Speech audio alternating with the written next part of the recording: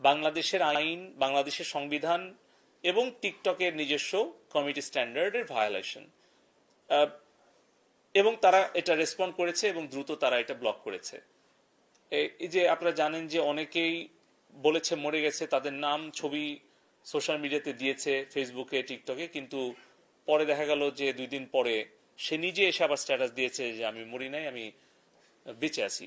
তবে আমি আনুষ্ঠানিকভাবে আজকে আপনাদেরকে জানাতে চাচ্ছি যে আজকে আমরা সেই বিধিনিষেধ আমরা প্রত্যাহার করে নিচ্ছি এবং বাংলাদেশে আমাদের সাইবার স্পেসে আমরা ফেসবুক, টিকটক এবং ইউটিউব এর কার্যক্রম পরিচালনা করতে আর কোনো আমরা বাধা রাখছি না। এটা সম্পূর্ণভাবে সবগুলো অ্যাপ্লিকেশন আমরা ওপেন করে দিচ্ছি।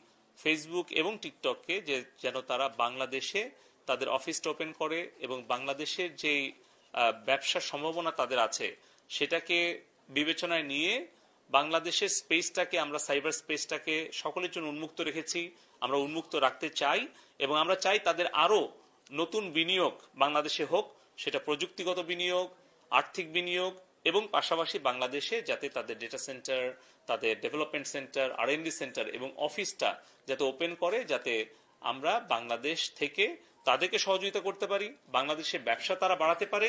পাশাপাশি বাংলাদেশের অনেক ক্ষুদ্র মাঝারি উদ্যোক্তা আছেন, ফ্রিল্যান্সার আছেন, কমার্স, কমার্স, ডিজিটাল কমার্স উদ্যোক্তা আছেন, তারা কিন্তু এই সকল প্ল্যাটফর্মের উপরে অনেকটা নির্ভরশীল। অতএব আমরা একসাথে মিলেই 41 সালে একটি উন্নত, সমৃদ্ধ, নিরাপদ একটি স্মার্ট বাংলাদেশ গড়ে তুলতে চাই। এটাই ছিল আজকে আমাদের আলোচনা বিষয়বস্তু।